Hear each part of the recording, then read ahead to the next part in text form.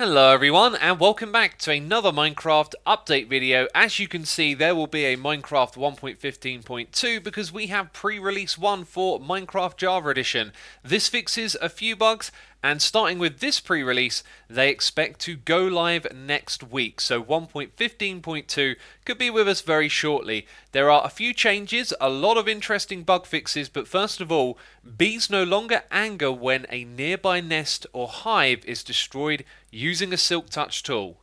So I have done a quick test of this in survival mode, and with my Silk Touch axe I was able to pick up both the bee's nest and the bee's hive without angering any of the bees that went into them. So I simply just plodded a few of them down, let them pollinate, go inside of these, and then break them like so. And it didn't anger the bees, confirming that that feature works. Now personally, I think this is a great change because someone like myself can never remember if it's the hive or the nest you're supposed to use with Silk Touch. So now it's just both of them, which means getting some bees, moving them around your world can be done easier with Silk Touch. Now this next bug is related to bees that can get inside of a minecart or bees that find themselves inside of a boat. There we go, you can see both of them are inside of these entities. So if you didn't know, it is possible for bees to ride boats and minecarts. So the bug itself is rather simple. If either one of these bees was to ever enter a hive or a nest, they'd never be able to come back out again, and you can see the problem with that.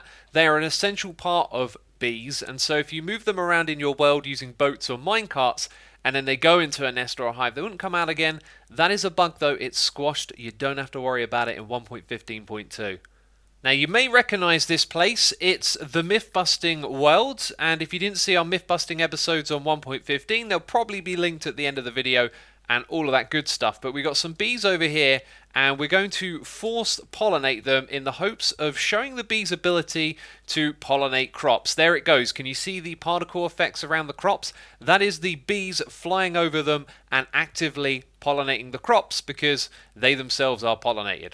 So this advances the growth stage of the crop. However, the bug is that the bees don't remember how many crops they've actually pollinated, and they're supposed to have a limit of 10. So once they've pollinated 10 crops, they then stop. So if you've been using bees to farm your crops, you might see your farm nerfed in 1.15.2.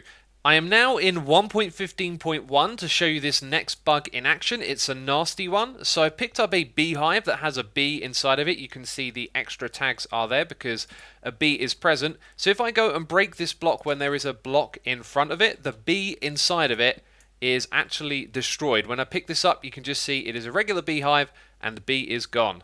And now in 1.15.2, we're going to do the same thing, break the beehive, and you can see the bees pop out. So the video is about to continue like normal, but I did want to let you know that over on the second channel, we got some Minecraft news today about 1.16 as well. It's a short video, it'll be linked at the end of this one, and I'm also going to show you a bug fix in this snapshot. I thought the bug was really cool. So we're in 1.15.1, I'm going to throw this invisibility potion at the golem, and then I'm going to strike it, and then it's going to get cracked, and the cracked texture displays. I think that's amazing. I actually wish that could stay in the game because it just looks so cool, but it is a bug and it's been fixed. Now these next changes are a big deal related to how bee nests generate inside of the world and being able to farm them as well. When these were first introduced, there was a 5% chance of growing a tree and it having a bee nest. This has been reintroduced as long as the sapling is in 2 blocks of a flower. So each of these saplings is 2 blocks from the flower in the middle. This will apply to both oak and birch saplings. These 2 tree types, when in range of a flower, can be grown with a 5% chance to have a bee's nest. I think I'm not even going to use my bone meal. I'm going to speed up the game 100 times and let it do its thing. So eventually, hopefully, one of these will spawn with a bee's nest. Aha, look at that, yes. One of them spawned with a bee's nest naturally, and that was because of the flower down here being in range of that sapling. Fantastic. Of course, if you grow them all close together like this, though, the next one could grow and possibly grow through the bee's nest. Actually, no, that's not going to happen, is it? Because this is going to stop the tree from growing to begin with. Now, as well as that 5% chance for a sapling that's growing into a tree, there are also some changes to the natural generation of bees' nests. So in a flower forest like the biome you see behind me, there is a 2% chance of birch or oak trees here having a nest, and inside of forest, wooded hills, birch forest, tall birch forest, birch forest hills and tall birch hills biomes, there'll be a 0.2% chance. This update also comes with a couple of technical changes as well.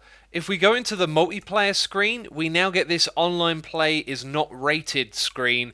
During online play, you may be exposed to chat messages or other types of user-generated content that has not been rated and may not be suitable for all ages. So just a general warning, they don't have control over what you see inside of another server.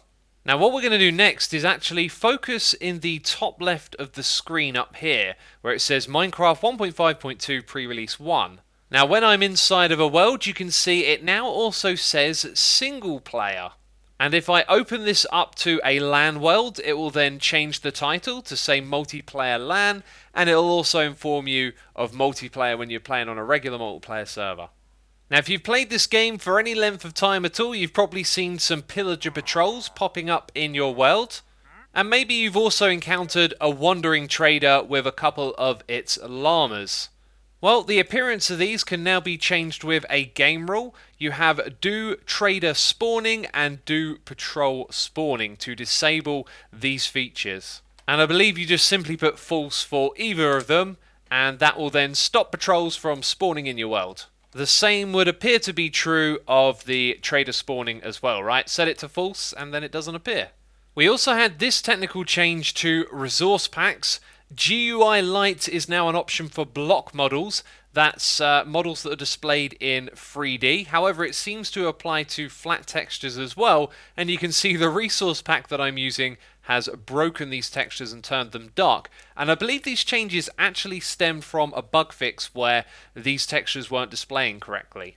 So as you saw in the note, there were two options. We have side, which is everything on the left down here on the hotbar. That's what every item would be set to by default. And the other type of lightning is front, which is what the ones on the right hand side are set to.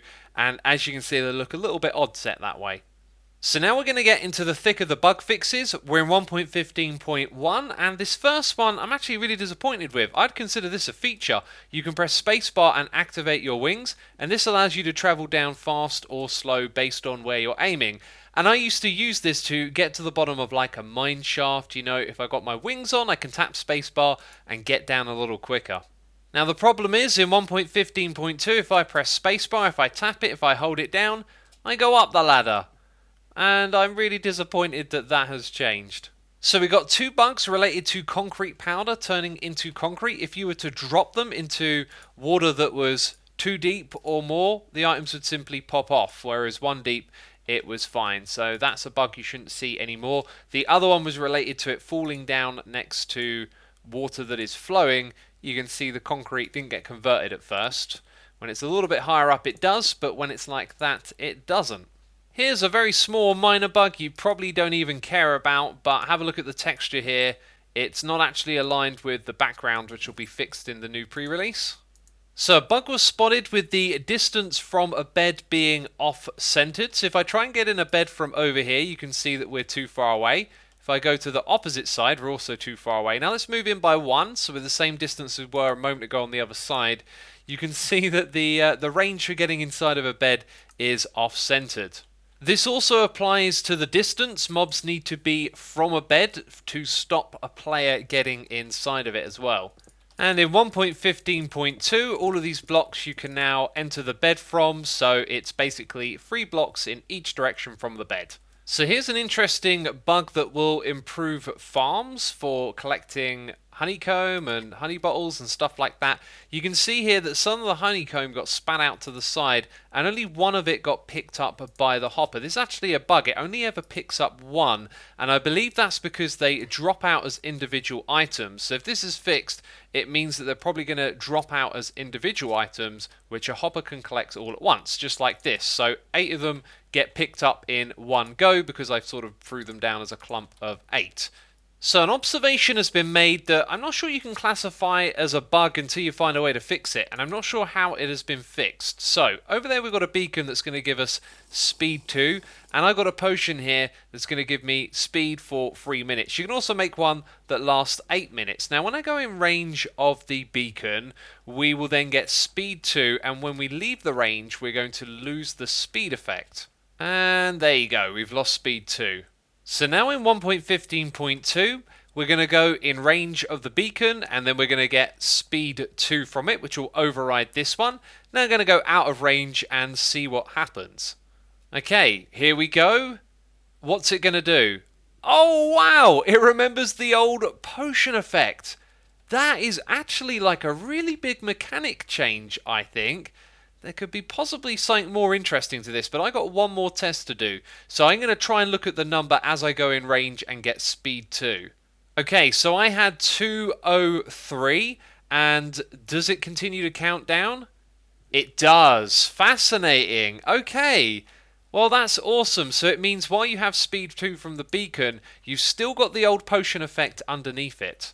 Now, we are currently in the spawn chunks of this world that we are in, and if it were a multiplayer server, it is possible to make this a protected area from non-admin/OP players. And a bug was spotted that inside of this protective area, they can't break any blocks, but they are able to break armor stands, paintings, and item frames. And in this update, that has been taken care of.